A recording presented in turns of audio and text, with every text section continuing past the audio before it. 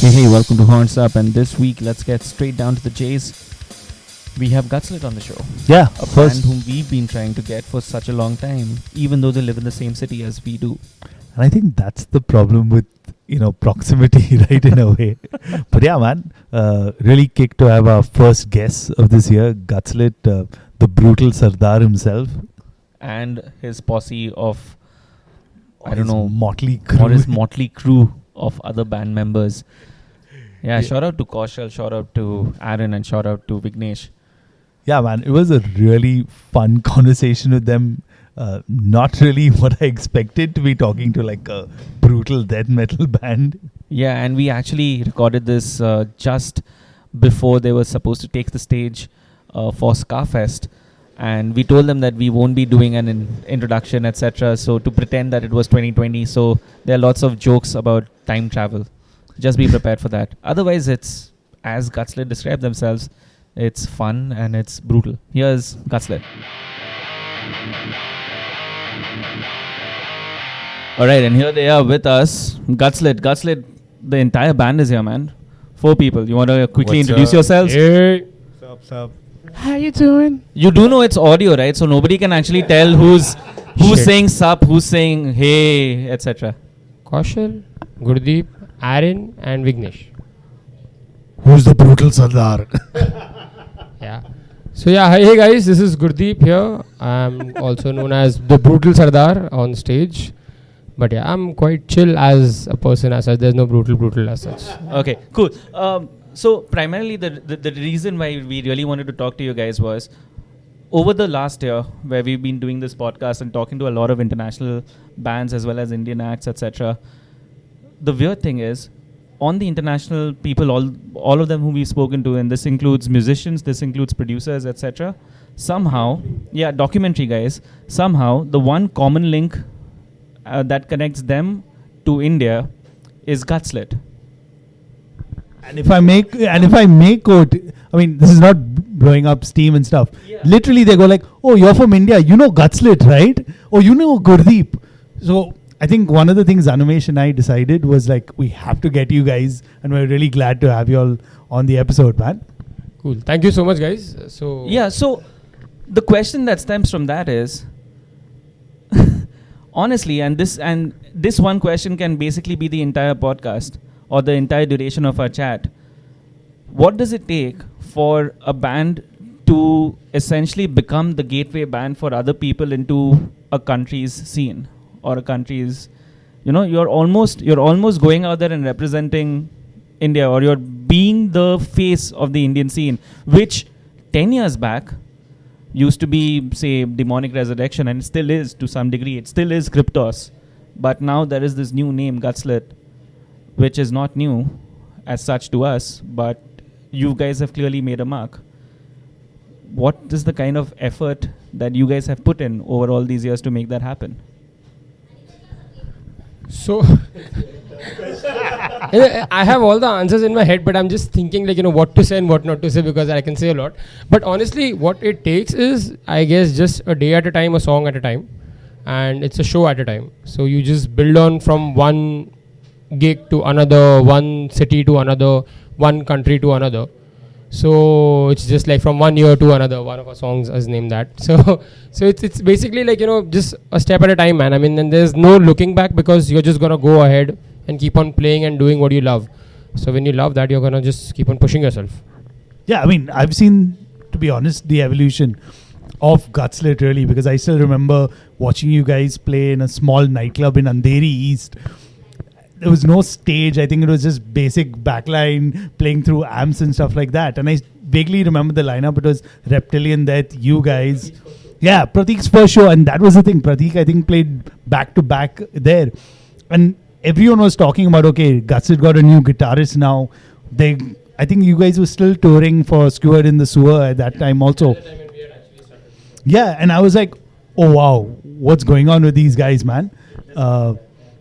They've suddenly, what's going to happen with these guys? And post that, everywhere I go, it's Gutslit, and you guys have really exploded, so to say. So if you can encapsulate that. So basically what has happened is, every, I would say every year or two, there is one big challenge that comes to the band. So initially it was like, the drummer problem. Then when we got settled with that, then there was a vocalist problem. Then Barve came on. And then when that was going good, then Daniel left. So then basically that whole lineup problem that comes every year or two, that was kind of like, like that moment when you decide, are you going to take this forward? Are you going to push through this, try, or you're just going to like, hang your boots and be like, okay, we are done. So that is there till date when now Prateek has gone to US to study. And so again, that same question came like to know all three of us, the remaining members, that is me, Aaron and Kaushal, that what should we do? But then again, it's all about like, no man, I mean, that's not how metal is. It's all about just pushing through and just like, going ahead and just finding out what the fuck can you achieve more you can do. And then look at us now, like, we found Vignesh, who's always been there, like in the Bombay metal scene.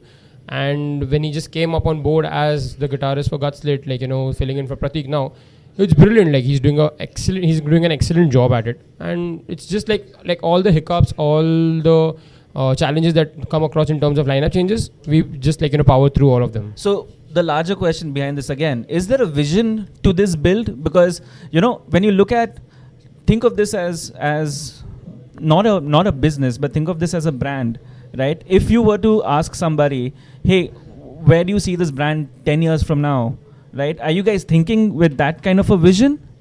So basically, we are. There are things that we have taken where like either one of us is so completely driven.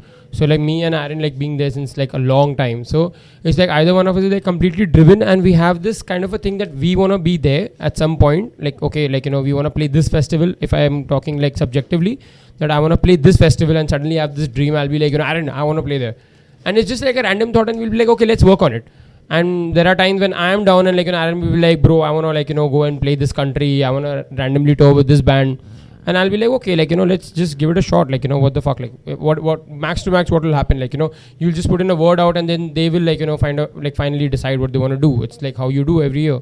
So it's like 10-year down vision is there. Obviously, there's like an immediate vision that we have, what we're going to do next year. So right now, our main focus is working on the new album. That's next year. Yeah. So this year. Yeah. So then like we're going to do it like, now. So that is what like late this year. So basically like we're just keeping. Yeah. So the run starts like this year. That is in 2020, and then we take it up like, like over 2021 or something. So basically, like that's what we did with Skewer. So with Amphitheater also. We did a run like, of Europe. We took it all the way to Asia. So we covered like almost 25 countries, spaced it out, and like, we just take that album physically to all those places. And that's like, that took quite a toll on us also. But at the end of it, like you had like a brilliant tour of India, eviscerating India. You had the Asia, got it at Birth Asia tour. Then you had like, the whole European tour with Dying Fetus, and also it all just like, adds up to that album. So this album also 2020 and 2021. Aaron, you want to quickly chime in? Your question about the vision of Gutslit. I think when I joined the band, I was relatively the new member and all that. So the first festival that we played was Obscene Extreme. We went to Obscene Extreme, and I think over there we tasted blood. Like, this was unheard of for us to go abroad. For me, I'm a boy from Mahakali. Like, I don't even know what the fuck. And I'm playing extreme metal in Czech Republic. And at that point, it was Gurdeep, Prateek, me and Bharve. And first, it was the first time it was a holiday. But when we saw it and we saw the scope of what's out there, that's when I think that was a turning point in the entire band. And from there, we started building at that. And unfortunately, around that time, Barve and us parted ways. And we found, luckily, after a year of searching, and we had really given up, we found Kaushal. And I think from that time, it's been the most stable lineup that we had with Prateek, Gurdeep, Kaushal, and me. And we ended up doing Amphitheater. And from there, we figured out, okay, we can take this a lot further, we got interest. We got people like Dying Fetus, like Terence Hobbs is like talking to us and stuff like that. So from there we realized, okay, I mean, we have the band from Bombay, we are doing this, but there's a world out there that's completely unexplored. So I think from there we just slowly and steadily, we've just set milestones first, and I think we've been hitting each one, if not above it, at least we're hitting the mark where we want to be. So I think in what you're saying, what we want to do later down the line, I think there's a lot that we want to achieve, but we can't really put on the book, jinx it and shit. Sure. But from what we can tell you is 2020 and 2021 is going to be a really, really big year in terms of festivals, album and stuff for us. So awesome. Yeah, I mean, I'm really excited to hear that. But while I still have you, I want to know about the creative vision of the band, because that's one thing that has become synonymous with Gutslit. I mean, and you've been doing a lot of the artwork and stuff like that. So while you're working on it, is there like, who comes up with the idea, or do you just draw it, or is it similar to how you'll have your next goal? How does it go about? So the band, luckily the band has, every band member has a certain skill set that they're really, really good at. So Pratik was great with the music. He handled everything. Gurdeep's great with the business side. And Kaushal's great with like the entire social media and the lyrical, with lyrics and just broad perspective of how the band should be represented online. And I handle the visual aspect of it. So I think my journey as an artist started off around the same time I started off with Gutslit. A little before that, I started working in the metal scene and working around that. And fun story is that he had asked me to do Skewered in the Sewer ka artwork. And I was like, yeah, bro. And I made a design, and it was pretty shit. It's like 7 years ago. And then I asked him, bro, what's the scene? Then he's like, bro, Mark Riddick said yes to the artwork. I was like, then, like, don't tell me sorry, bro. Like, it's cool. Go for it. Like, you should definitely get Mark Riddick to do it, because, like, he's my inspiration in this whole scene. And then from there, I've just been honing my skills. And over time, I think I got better at what I do. And, like, I know Gutslit inside out. I know what the band what we should put out there, what we shouldn't, and if they have ideas, they pretty much, we riff on it and then we figure out what to do. But I know there's a certain vision in my head what I think Gutslit should be. Like even the Brutal Sardar print, like it was Daniel and me making a joke. Like let's just make a skull with a turban on it and put it out there, and he loved it. And he got it printed and it became a hit among everything. So from there I realized, okay, like maybe we don't need to keep it as serious as other bands normally do. Maybe we put a little bit of fun into the entire... I love using colors in general. So I try to incorporate that. And yeah, so from there we've just been building on and making it more outrageous and more... Like the unicorn is like the most fucking... Unreal. Yeah. It's Kaushal's favorite friend in the whole wide world. I think it's a lot. He suggested Pink. Okay. So clearly, I'm going to take one line that you said, which is you have or you know what Gutslit is. Okay. Let's pass the mic quickly around to everyone. What one line answer? What is Gutslit? I think what Gutslit is to me is extremely brutal and experimental and one of a kind right now in our scene.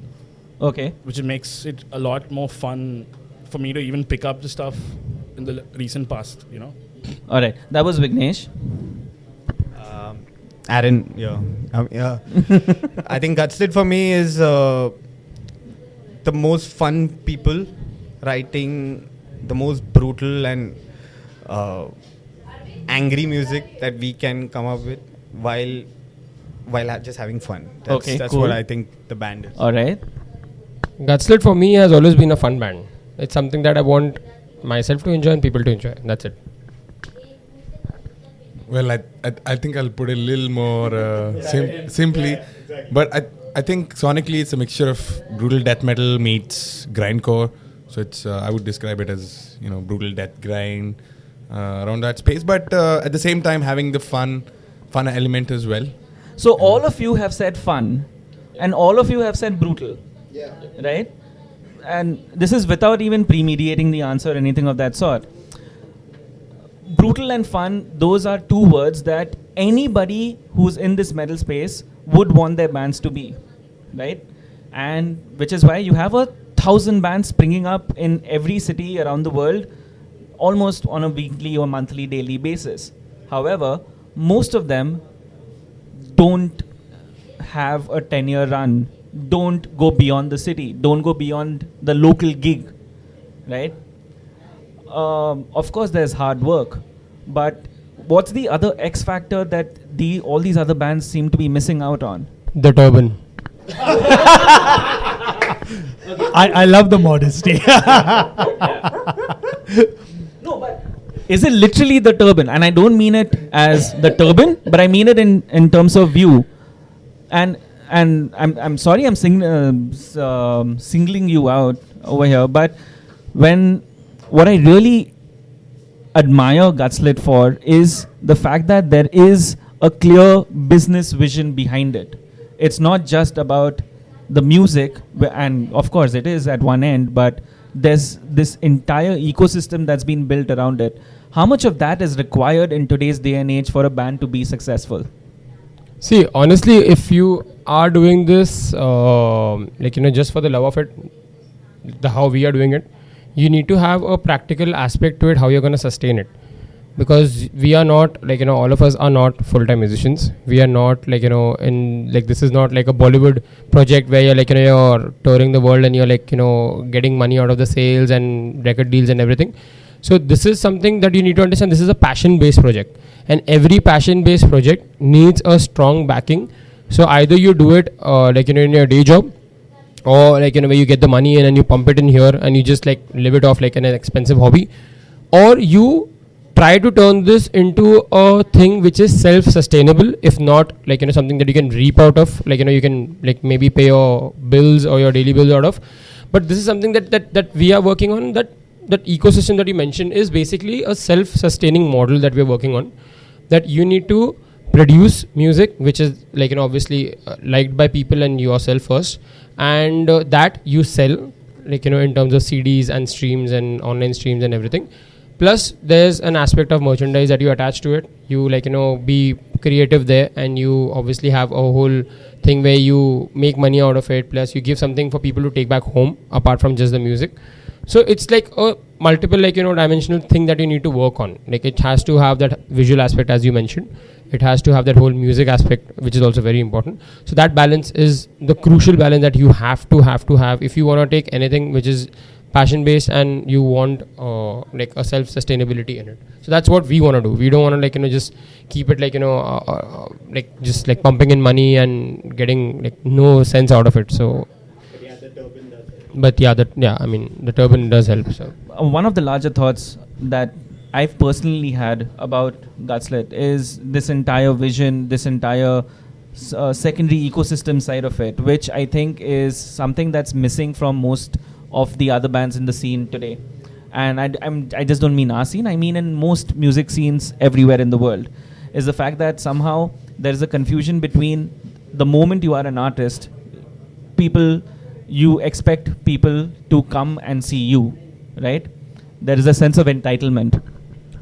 And to further build on that, I think that's also a result of what's happened with social media and streaming and the internet, right? It's like, okay, I put up my song on YouTube. Now everyone will come and kind of listen to it. But that's not really how it works, right? I mean, you guys talk clearly about actually taking physically that CD to 50 odd cities, right?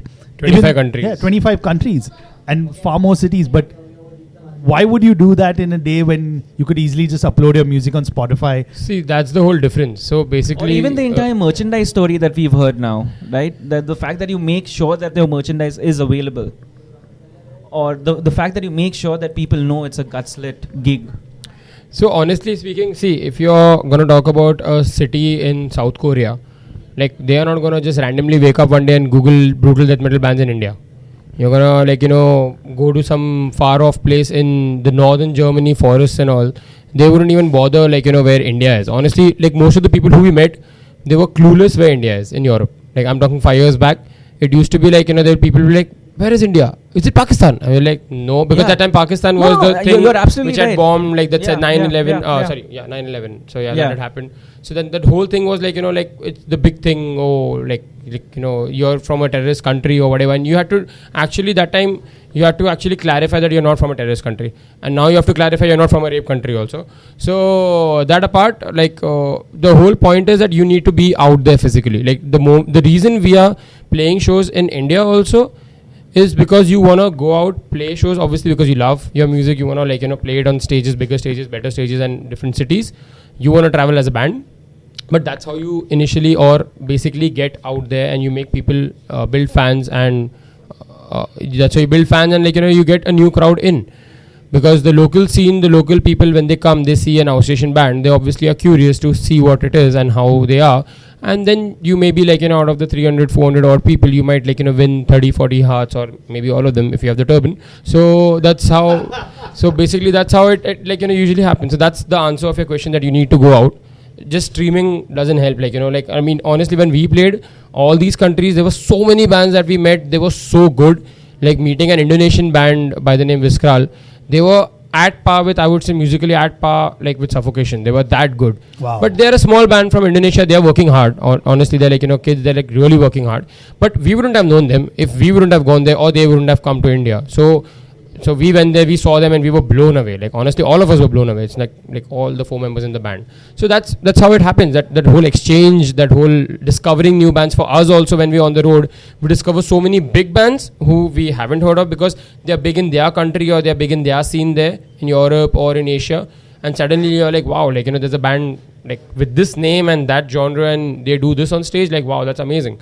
So that's how it happens. You go out there, you get some, you give some music, and you build fans, you build more like a bigger family. Honestly, I think that's it. Our whole European thing also has happened because of word of mouth.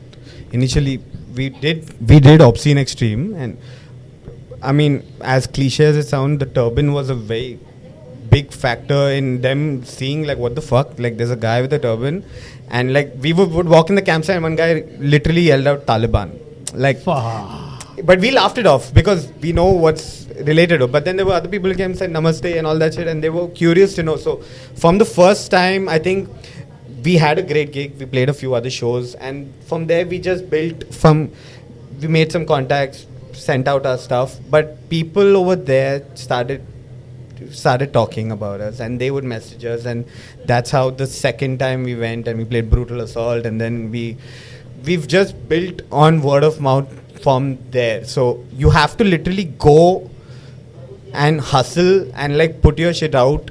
You can't be at home thinking this label is going to sign me, the label wants to see what work you're putting in. And that's only when you go out there and you literally sell yourself. At the end of the day, you have to sell yourself.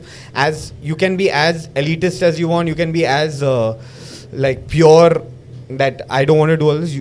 You have to sell yourself to the public if you want them to hear your music and make it at a certain level. Where you want your vision to be, you have to put yourself out there as much as you want. All right. So having talked about this, as somebody who's been again following your band for a while, I've noticed you are one of those bands that has played in most parts of India. Correct me if I'm wrong. I don't think there's any major city or even interior. I think y'all have played quite a bit extensively in the Northeast. So since we're talking about vision, is there something y'all have discussed where in India y'all haven't played yet that y'all want to play?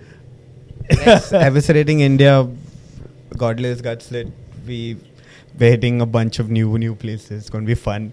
Kaushal's so excited to play twice in a day. Bullshit.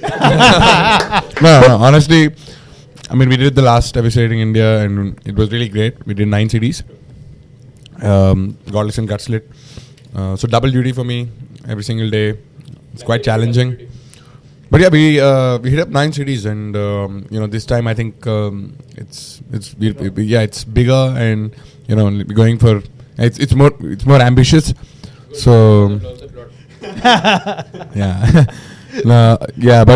I mean, we're trying to do newer cities this year. So Dude, I still remember meeting you post the gig. I think at least one of your sets, and just looking at you going, how the hell are you going to manage? And this was Bombay last year, so it was, I think, second or third gig, and you still had more to go. So I'm really looking forward to the tour announcement. Yeah, so the moment when we decided that we are going to do this, the Abbas and me, like, we just discussed, like, okay, we want to do this tour the first time. The first thing that Kaushal was like, how? And we were like, start running, start breathing, we don't care. Like, it's not about your stamina, it's about you have to do it. Like, that you can do it. I mean, we were damn sure that he can pull it off, and he killed it. Honestly, he killed it at every show. So, like, that's like playing interiors of India, playing different parts of India. With Gutslit, like, obviously we've done it, like, all over and all. With that whole eviscerating India thing that we have, that Godless and Gutslit have together. The whole thing in that is very simple. It's like, we want to go out and play like every city possible in India, wherever you can have a decent crowd turnout or build a fan base. And me and Abbas, like, again, we start daydreaming and we're like, oh, we can do this, we can do that. Oh, we can go from here to there. And how many kilometers is this? How many hours is this? And then, like, okay, fuck, we have a tour set. So this year also, like, we are going to take it to a double digit, like, in terms of cities. And we're going to, like, take it a little more. So it's just like matter of few more months and we'll be on the road again. Dude, this very thing, right? This very thing is so commendable. And it just adds on to all this work that you guys are doing. The fact that you guys ask for other contemporary bands to give you guys CDs so that you can take it all around the world. Or that's my idea, yeah. Right? Exactly. So all of these things, there's kind of a want, if you were to look at it from a completely outsider perspective, to be almost an ambassador of the scene, to help or to be the driver of the scene, right? Is it something that you guys consciously want to do? Yeah, see, honestly, it's been super hard for me to even, like, make a friend online and work things out, because I'm talking about time, like, when Facebook wasn't there. Like, you had Orkut, you had, like, different forums, festivals, you had to individually go on their websites. Most of them didn't even have websites. So it was really difficult, like, to just get a contact going and introduce yourself to them and just to send them an email or just get their email ID. Now it's like damn easy. Like, they have Instagram pages, and you have, like, YouTube obviously was there then and is still there now. So, like, it's very easy to, like, just get in touch with anyone and you can just get through them directly and talk. And so I don't want as to how many people don't just do that. Yeah, that's a different topic altogether. Like, honestly, we are trying to, like, just help the other bands out who are working hard. That's the first criteria, who are working hard. See, musically, I've never been like, oh, your sound should be like this, or you should sound like that, or you should be from this genre. I don't care. I'm going to take your CD. I'm going to give it to the promoter in Europe. I'll let him decide what he wants to do. I don't care. You play a certain genre, you play one piece, you play this, you play that, or whatever you want to do. That's not my concern. My concern is that I'm helping you out. I'm going to take your stuff, I'll give it to them, and if anything works out for you, I've always said, you might get a show, you might get a tour, you might not get anything, you might not even get a fan. I mean, that's not like what I can guarantee you, but I can definitely help you out in whatever way I can. So yeah, we do that. Like, we consciously go out and put it out in front, like, like, we give it to the best promoter possible, who is a little more open, like, every year that we travel. So we, like, we seek a person who would be worthy enough, like, to take those CDs and be just to them, not just put it in his like, shelf or whatever and just leave it there. So, like, and coming back to the second half of the question that you mentioned, that people don't even put in that much effort. See, honestly, I know bands here who are just, I don't understand, like, honestly, they want to do it, then at times they don't want to do it, and then they're like, they want to work on the production, they want to sound shit on record, they want, like, 10 monitors on stage or whatever you want. Like, it's like ultimately you need to work very hard and just get the stuff out, because if nobody knows you, like, you're in some far off city. Bombay is a huge city in itself, but then it's like some far off city for Europe, it's like some far off city in the East, like in Asia somewhere, like, in India, whatever. So if you want to come out of this place, you need to, like, fight it out. You need to have a good record, whatever sound you want, keep it, that's fine, that's your personal decision, but have something that you can share with people. So if I'm talking to a festival and you want to play there, you want my help, I would love to help you, but at least give me something that I can show it to them. So you need to, like, that is your, like, I mean, that's when the ball is in your court. My job is I'll get you there, then whatever, like, you impress them or not, that's your thing. So people need to work hard, like, and they need to just get out there and just freaking log on to the festival website and just find there's a contact button always. 99% of the festivals have a contact button, and they are so responsible there. They will even update when their festival is booked. So most of the festivals, they will have a tag in the contact section saying, please don't email for this year, So you can space it out an email for next year also. So then they are that professional. So you really have to be like, stupid if you can't send that email out. Acha, because you guys have played extensively abroad, here is a second opinion or a secondary thought line altogether. In this day and age today, is there something called Indian metal? Yeah, honestly, it's I mean, bottom line is basically bands from India who play metal are Indian metal bands. I mean, it's as simple as that. And I mean, if you're talking about Indian elements, I mean okay, we're not talking about that. No, so I'll add further context to this. So 2010, I remember watching Demonic Resurrection play Brutal Assault. And the thing you had to tell people back then was, yeah, there's a band from India come today. We're 10 years down the line. Do you think Gutslit needs to be introduced as an Indian band? For people to pay attention. I don't really think. Maybe Gurdeep will be better at answering this question. See, honestly, it depends, how an organizer would want to pitch it. To be honest, when we also played Brutal Assault, I'll come back to that same festival. So we played the second slot in the morning. And we were very skeptical, we'll have, maybe it's 100, 200 people here and there all waking up and coming for us. And that festival was kind of sold out for that year. And it was, completely, packed the night before also. So we were okay, it's like a second slot and, Cannibal Corpse and all are there in the evening and who's going to wake up so early and come. So we are playing, there are, two main stages. So we are playing one of the main stage and, and the first band wraps up and we are ready to go. And we see huge crowd just walking in from the entry and coming in and coming in and coming in and by the time we were in the fourth or fifth song, the whole pit, or you want to say the the venue or the whole open air, the whatever the concert, everything was almost packed, and there were people everywhere, and it was just amazing to just see so many people just turn up in the morning for that slot and just be there. And once we got off the stage, the promoter actually came up to us and he I've never seen so many people turn up for a morning slot. So there was no mention of an Indian band coming there, but honestly speaking, people did there were a certain segment of people who wanted to know what an Indian band can do. So when you go to a festival in Europe, you do categorize as per country. You do notice. You do see, this is a band from South America. Oh, that's a novelty. This is a band from somewhere in Australia coming all the way to Europe because Australia is super far.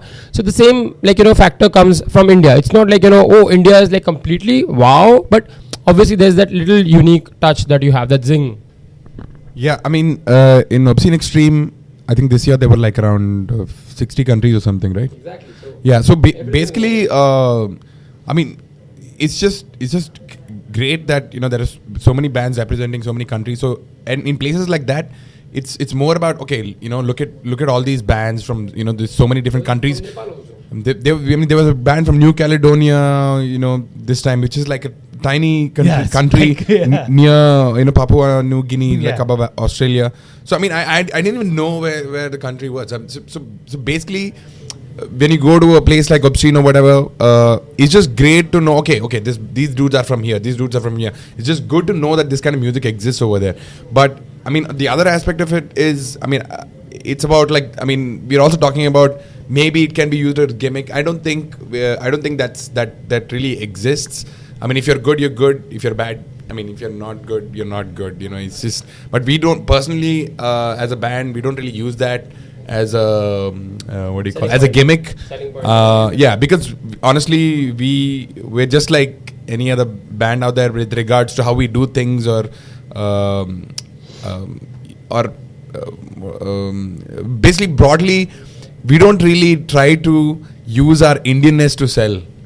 We just make extreme music. We're passionate about it, we're dedicated, and we just go out there and play the shows, and that's pretty much it. I think this works when you say Indian death metal. I think it just works if the band is showing progress, they put in the hard work, and they've made a mark in the scene. They'll be like, oh fuck, have you checked out Gutslit? Oh fuck, have you checked out Volvodynia? Oh fuck, they're from India. That's the thing. Then you say, oh fuck, there's an Indian death metal scene. Volvodynia friends, they've exploded on that whole European scene, and then you come to know damn, they're from South Africa, which is unheard of. Yeah, Like, shout you out don't to know them anything. because last year when we interviewed them and they knew we are from India, they were like, "Fuck, Gutslit, like- do you know those guys?" Yeah, So boys. that's how- Like, yeah. and so that's what when you back up the music with like what we are doing, and then when people jump more into the band, go deep into the band, and then they see, oh, like it's from India, then you come to know, like then you say this is an Indian death metal scene, and that's how you, like, I don't think we want to capture that whole exotic scene, but that's something that the organizer tries to Yeah. Yeah, I think a lot of bands do try to sell themselves on, you know, being exotic or whatever. I mean, if it works for them, great. But you know, we're not really about that. Yeah. But when you say Indian death metal, like honestly, like I would say that is something like, you know, if somebody wants to, that is something like, you know, if somebody wants to, like, you know, get whole an Indian aspect coming into the whole death metal zone, which again depends, like, you know, on the band that they want to do. But Gutslit won't, like, you know, come across as something like, you know, Indian death metal band. No, like, you know, even though we do have like Indian brutal death grind as a tag, like that we have, like, you know, that we are proud of. But it's just like, you know, that we are proud of the country. Right. For everyone who's listening and is thinking we're just going on and on, let's look back at all your music. We want to play a track, one of Gutslit's tracks, whether it's your Split, whether it's Skewered in the Sewer or Amphitheater.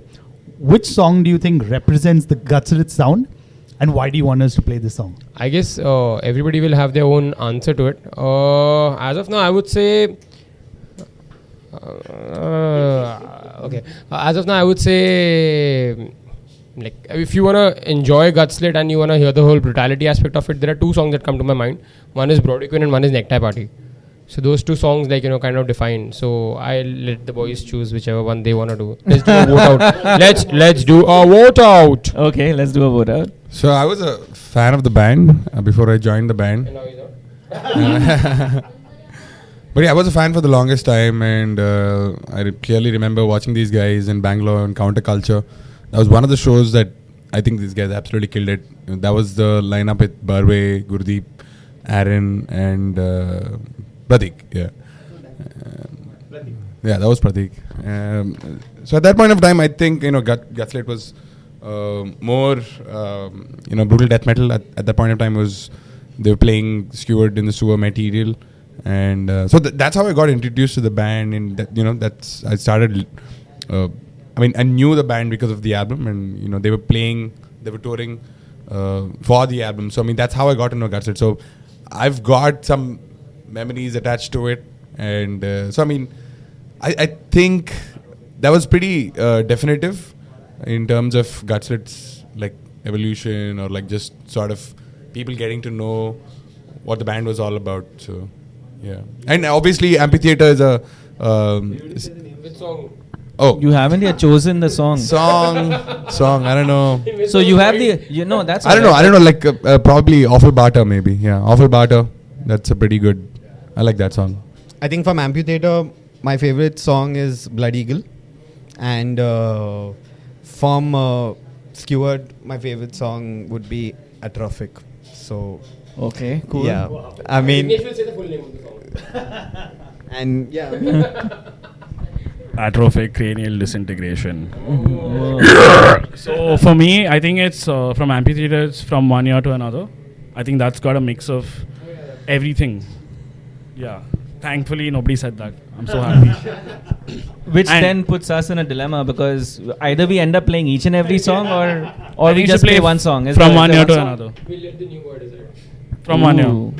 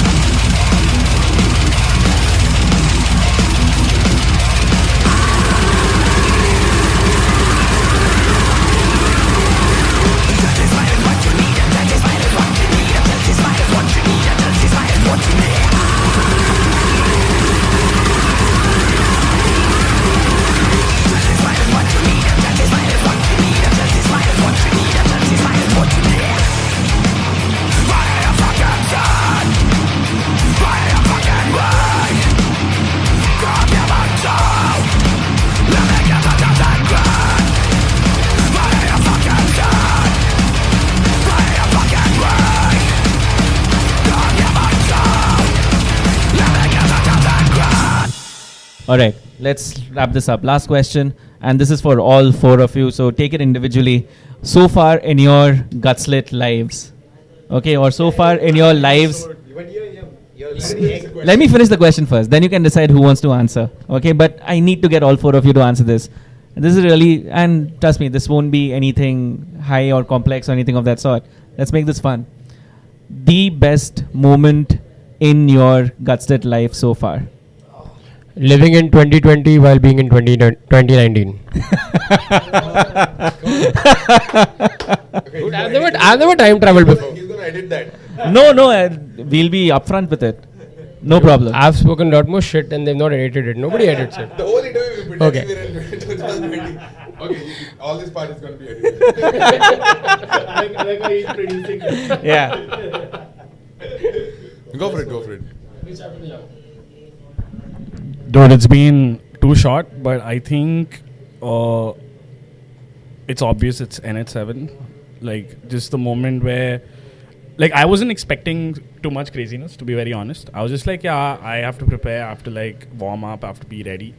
And as soon as Underside got done, the amount of crowd and the kind of party that was there, for me, was really overwhelming. Because I remember Gurdeep telling me after jams that, "Dekh, Vignesh, tu sab sahi baja raha hai.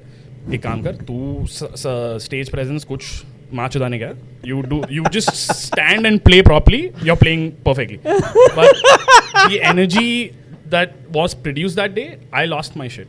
And I lost my pick also. Thankfully, I had another one in my pocket. I never do. But for Gutslit now, I know that I need to have an Extra extra picks. pick. Because it goes, I don't know. No, like, it was funny. I found a cigarette randomly. Nobody smokes that cigarette, like, from us. But it was there. And I was like, yeah, I'll throw this. Pick also went. And we were just going to start Hammeroidal in 3 seconds. And I'm like, fuck. Oh, thankfully there's a pick. I'm waiting to see how you'll top this story. That's a great best story. moment. Can I do two? Yeah, sure. Can you be little? Yeah. Dude, I mean, come on. We've been. Okay, one. This is not one of the PG best friendly moments, at One all. of the best moments for me was we played this small town in Spain called Palencia with a P, which I didn't know existed, but we played that. That's Valencia ka judwa bhai. yeah, but P like, and they made the drummer crowd surf during the set. Like, that was like, they made me, okay, since I'm the drummer, I crowd surf, which is something that like every drummer I think really wants to do in their life. And they caught me and they took me all around and I crowd surf. That was like one insane moment for me and I love that. Second time, this is going to get a little dirty. I was in Germany, we just finished the set and it was a really good set. I don't remember where. No, I'll tell you. So I got up stage and there was this one old guy, like not old guy, but pretty in his 30s or something. And he's 35. I mean, I'm in my 30s. Not very old. Listen to the fucking story. Yeah. So he comes and says, "Hey man, fucking great show. Can I please suck your dick?" And in my head, that was the greatest compliment I've ever gotten in my life. But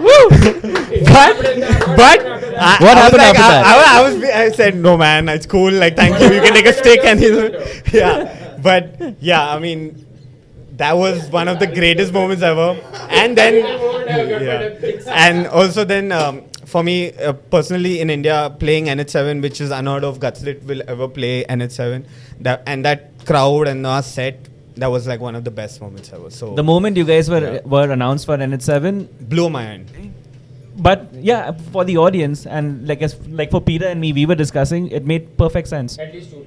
Just building on your point about NH7, it was like, it's time, man. It's time, yeah. Because I've seen you guys play B69, I've seen you guys play nightclubs. And if you guys can play Obscene Extreme and Brutal Assault and Yeah, stuff. but I don't think we ever, in our heads, we've always wanted to play NH7, but I don't think we ever fit that kind of programming, what they were going for. And the fact that they supported metal and they got us on board, which was completely unreal for us. When they told us, I was stoked beyond belief. Like, it was one of the greatest moments for Come me. on, Gurdeep, it's on to you now. No, caution. Well, I think Gurdeep is like trying to top everybody's stories. But okay, Yeah. I'll try to top Ignatius, but I don't think that's possible. But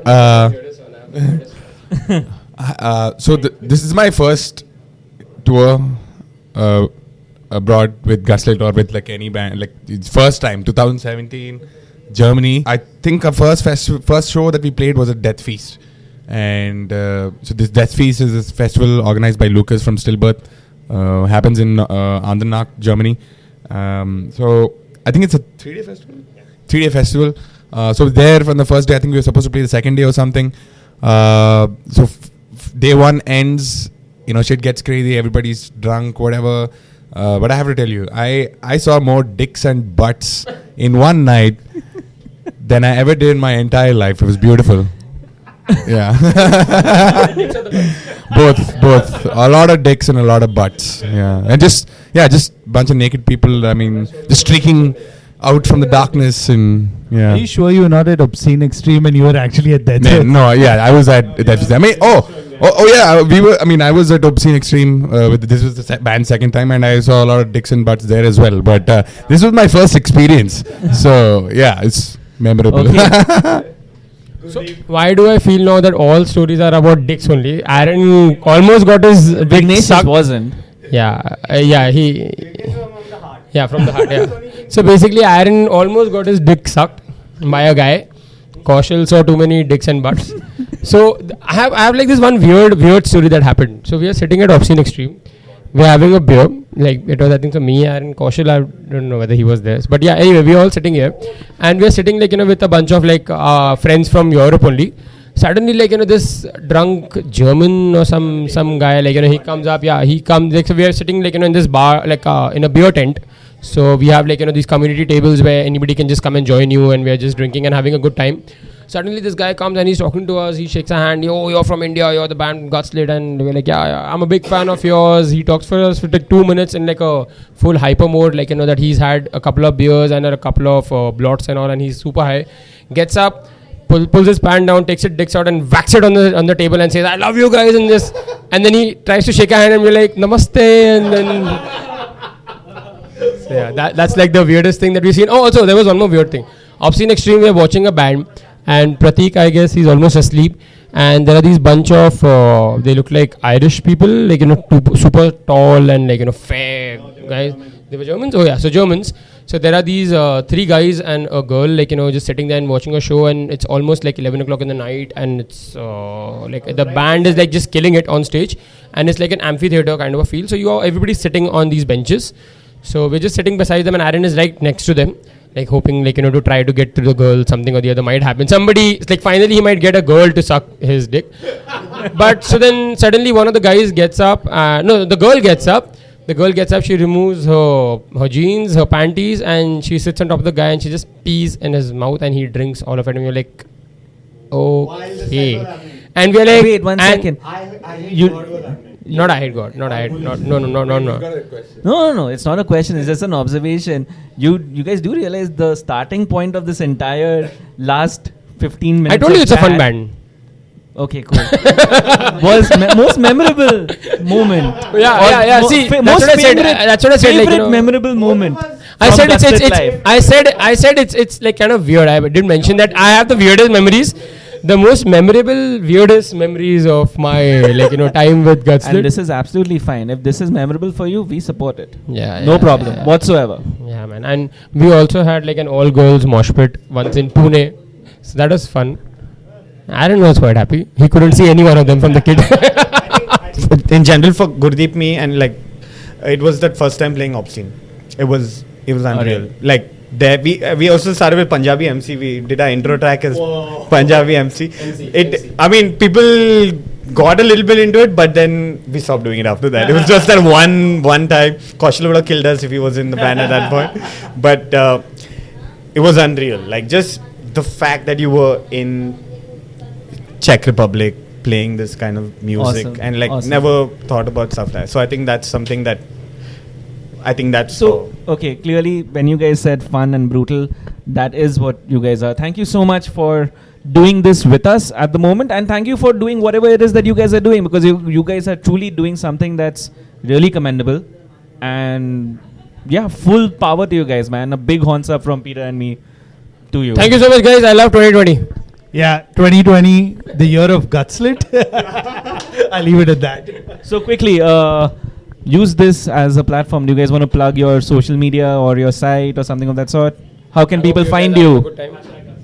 So you can follow Gutslit on Facebook, Instagram. Our music's on pretty much all streaming platforms, so you can go check it out. And if you guys want to follow us individually, I'm on Facebook and Instagram as Wolves of Chernobyl. You can follow me on Instagram mostly as Kidsquiddy for my art stuff, and Art of Kidsquiddy on Facebook. Also, Gutslit's new album, like around June, July, we are going to release it. Really amazing work. Pratik's written last, it's his last piece, or you can see with the band, and it's different from what we normally do, but it's exciting where we are going into the future. So, like, We'll you watch can out look for forward that. to Yeah. that. And We'll watch out for that. also tour announcement in December. I mean, late December. We'll update you all on that. And yeah, I'm a pretty big guy. I don't think you'll miss me. So you can just look for me somewhere. Yeah, thanks. Spot the turban and you'll find the band. Over and Thanks, out. guys. Horns up. Yay, so that was Gutslit. Lots of new things to look forward to in the year. Yeah, man, I'm really looking forward to actually watching them live. Once again. Yeah, with their whole eviscerating India. So it's going to be Godless and Gutslit again, but wonder who else they're going to get on the bill this time. Yeah, I think they need a hardcore punk band. Not so subtle plug. Hint, hint. Anyways, till the next time, horns up. Horns up, guys.